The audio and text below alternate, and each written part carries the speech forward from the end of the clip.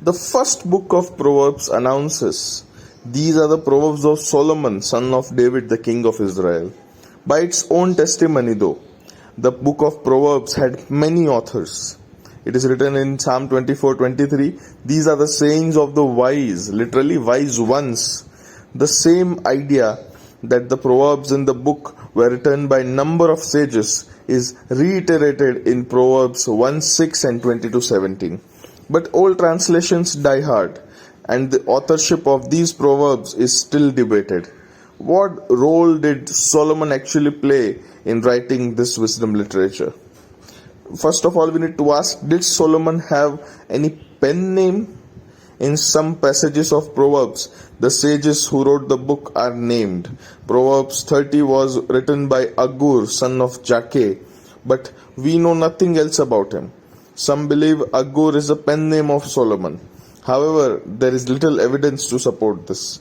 The name may also be translated more commonly as the assembler, which may point to an anonymous collector of Proverbs who also wrote Proverbs 30.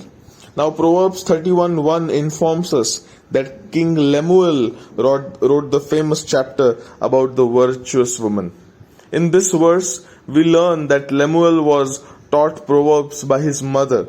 There is little else known about this elusive king. Jewish tradition views the writer as yet another pen name of Solomon, but there is no reliable proof for this connection too. Proverbs 25:1 provides another insight to authorship.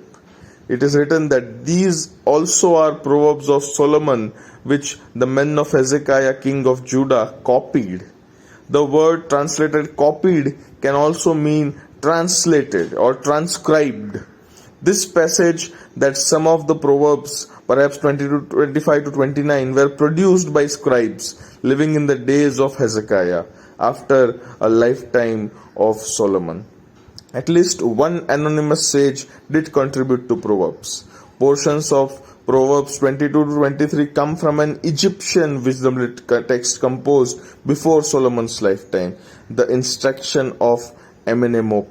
In addition, Proverbs 125 appears to be quoting Jeremiah 27 and certain portions of Zechariah 7.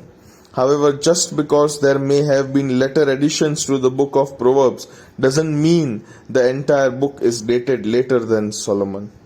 There is also the possibility that Jeremiah and Zechariah were drawing on Proverbs.